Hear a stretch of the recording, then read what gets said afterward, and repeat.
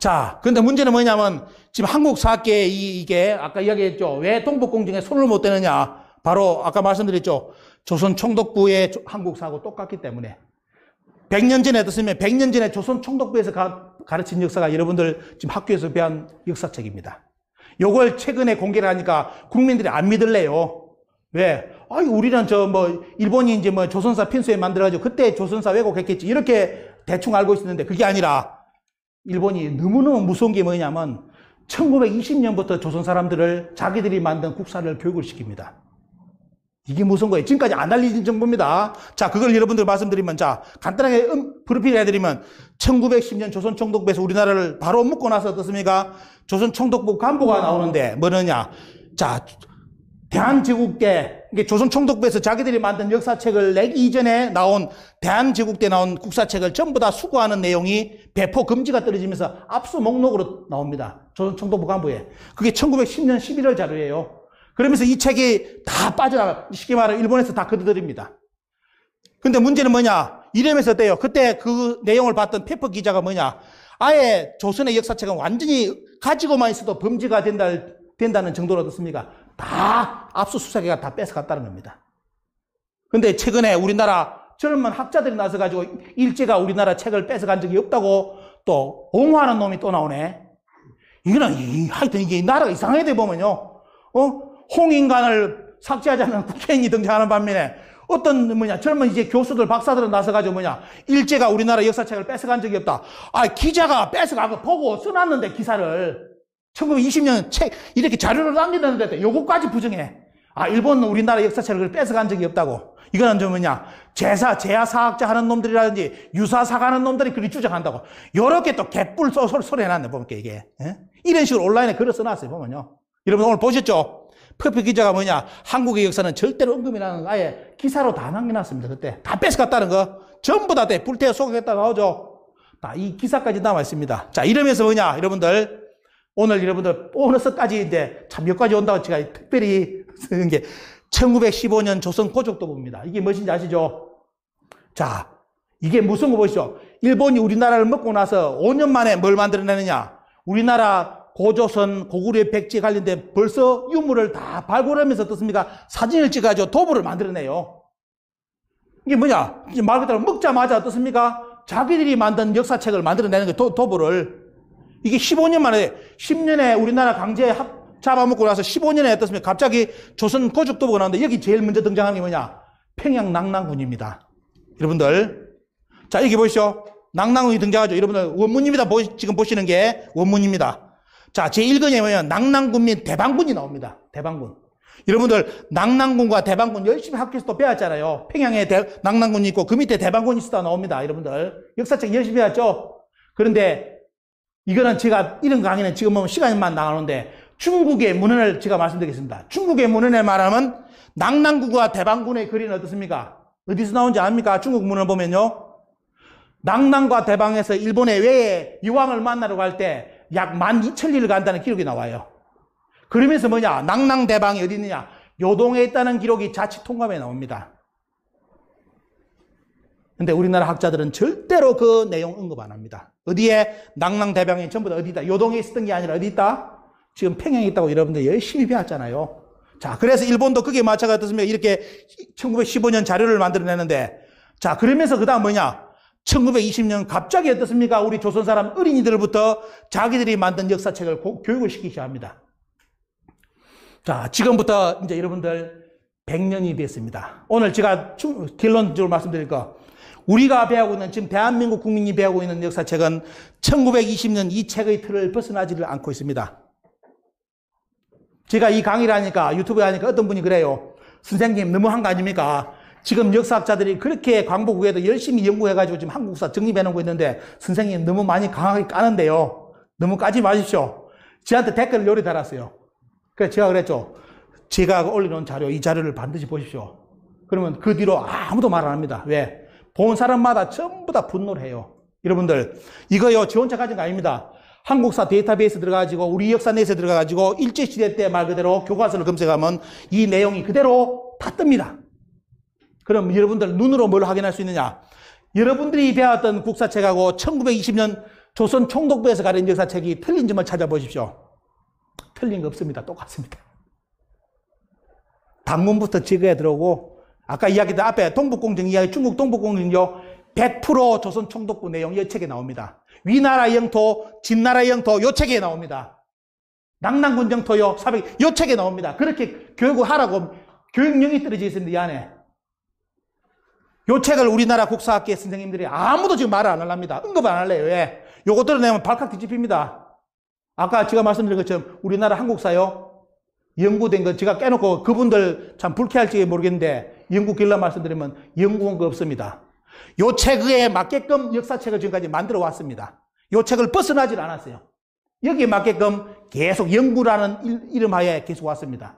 제 말을 못 듣신 분들은 당장 인터넷 들어가셔가지고 이 자료를 검색해가지고 한 장 한 장 읽어보시면 저보다 아마 여러분들이 국민들이 다 분노할 겁니다. 자, 여기에 보면 어때요? 옛날에 반도의 북부를 조선이라고 하나 나오죠? 자, 이제 왜 남북한 색깔이 달라졌는지 아시겠죠, 여러분들? 아까 요게 1920년 강의 요령입니다. 조선 총독부에서 조선 사람들한테 강의를 요렇게 하라고 교육 지침이 내린 게 뭐냐? 북부만이 조선이라고 가르치라고 했어요. 그래서 아까 말하던 고조선 지도가 북한만이 어떻습니까? 고조선 지도가 만들어진 겁니다. 우리나라 학계에서 아무도 선생님들이 이 말을 합니다. 제가 이 강의를 하니까 우리 군산에 뭐 어떤 분이 사회 다니는 분들이 오셔가 너무 충격받아가지고 사회에 밥 먹으러 갔는데 누가 있느냐면 인하대 국사학과 교수님을 자기 친구를 만났답니다. 누군지는 말씀 못 드리고 인하대 국사학과입니다. 국사학과 교수님이랍니다. 그러면서 뭐라 했느냐? 야, 내가 군산에 가서 어떤 양반이 강의를 하는데 저보고 말합니다. 야, 완전히 뭐 지금 말하는 거, 제가 이제 들었던 이야기를 그 친구, 자기 친구한테 다 이야기했는가 봐요. 동북공정이 어떻고 역사가 이렇고 그 젊은 친구가 와서 이렇게 이야기를 했는데 누구 역사학계에서 뭐 어떻게 생각하냐 하니까 하는 말이 그 교수님이 그랬답니다. 그 친구 그 강사 말이 다 맞다. 다 맞는데 아무도 나설 수가 없다 그러더랍니다.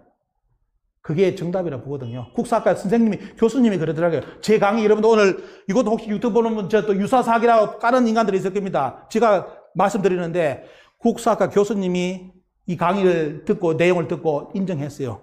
이 강의 맞다고. 대신 뭐냐? 우리나라 학계에서 아무도 나설 수가 없다. 이제는.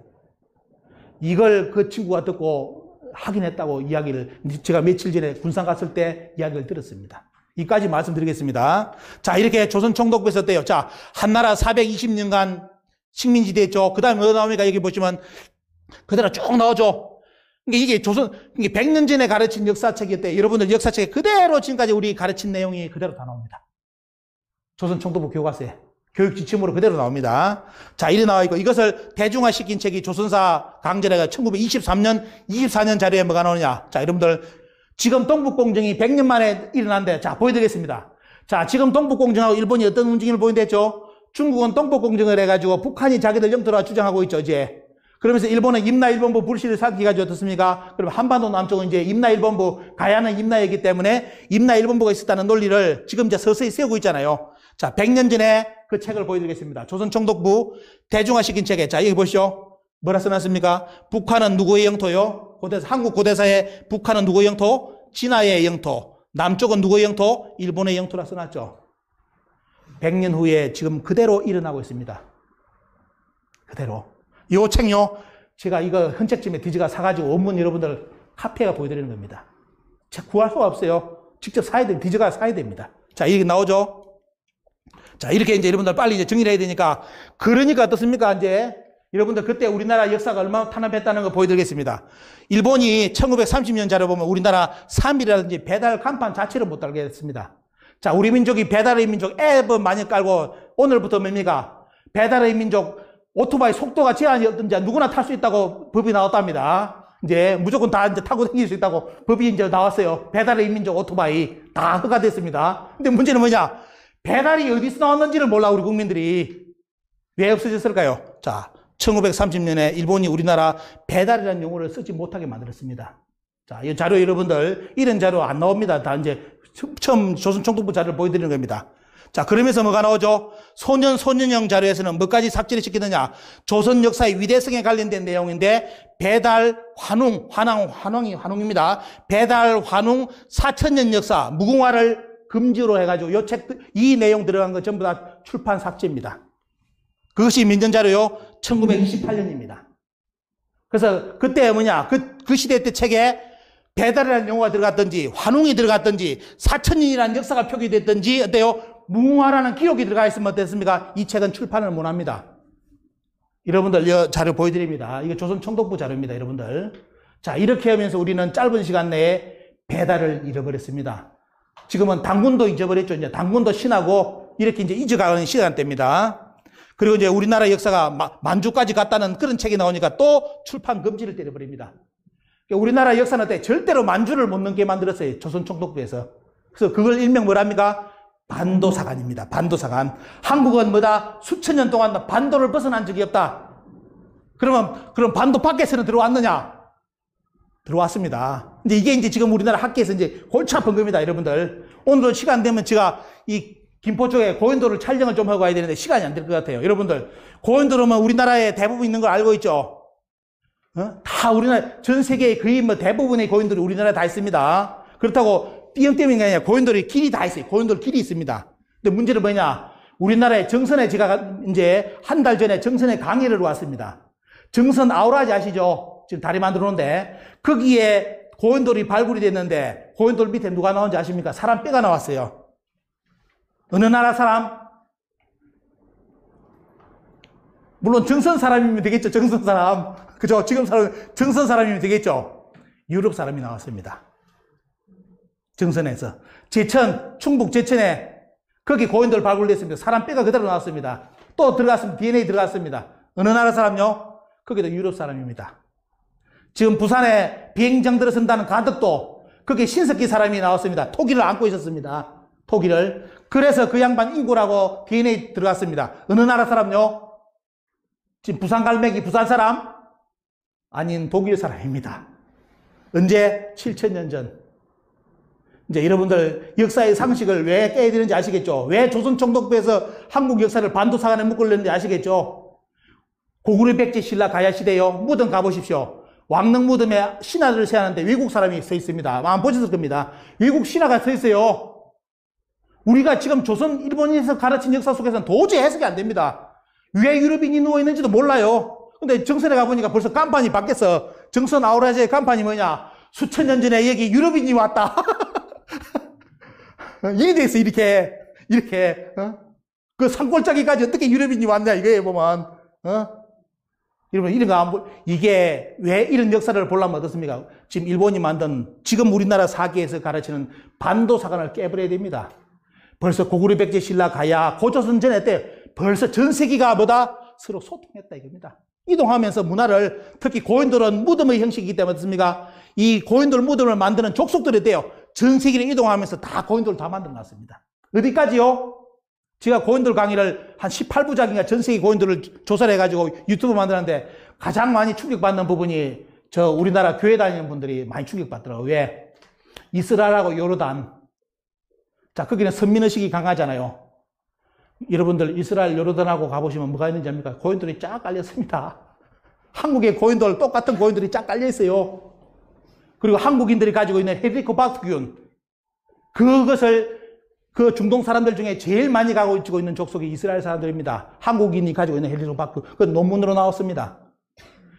이런 것을 그게 제가 말씀드린 거, 이거는 뭐 어떻게 해야만 이해되는 거예요? 옛날에 문화 로또, 문화 서로대, 로드가 만들어지면서 서로 교류했다는 거, 인류가 하나의 행정 문화권이었다는 걸 이해 못하면 도저히 그 역사는 이해가 안 되는 겁니다. 왜 우리나라 정선에, 제 충북에 유럽인이 왜 고인돌 밑에 누워있어? 말 안 되잖아, 이거. 그런데 그거는 역사의 진실로 지금 드러나고 있습니다. 그래서 이런 것 때문에 이국의 이런 틀 역사, 반도사관에 갇혀가지고 한국인들은 수천 년 동안 해외를 나간 적이 없다고. 외국을 나간 적이, 만주를 벗어난 적이 없다고. 이게 다 썩을 빠질 역사가 아닙니다. 여러분들 김씨들 알아야 될 거 누굽니까? 김씨들, 김해 김씨, 김규 김씨, 흉노잖아요, 뿌리. 이제 아시죠? 요즘은 많이 알려졌습니다. 흉노. 그 흉노가 어디로 가십니까? 대륙을 건너서 로마를 무너뜨리러 가요. 얼마나 강력한 집단이면 이 김씨들, 흉노족들이. 그 가다가 세운 나라가 뭡니까, 보면? 훈족, 흉노가 훈이라 부릅니다. 그죠? 훈족 이동한 거리기 때문에 그 자기들이 만든 나라 중에 대표적인 게 뭡니까? 헝가리잖아, 헝가리. 그죠? 카자흐스탄. 다 이런 쪽 가보시죠. 전부 다 왜 우리하고 비슷한 문화가 왜 다 남아있느냐? 다 연결되기 때문에 여러분들 우리 역사책에 보면 환다고라든지 이거 보면 흉노의 뿌리가 나와요. 고조선에서 그때 나갔다는 거. 다 이게 돼. 그러니까 우리 문화가 뭐 종족만 다르지 어떻습니까? 전 세계에 뭔가 다양하게 펼쳐져 있는 문화를 본다면 어때요? 야, 이게 우리가 지금 배운 역사는 완전히 진짜 말 그대로 반도사관에 갇힌 역사관이구나. 이걸 뼈저리게 느낍니다. 이런 걸.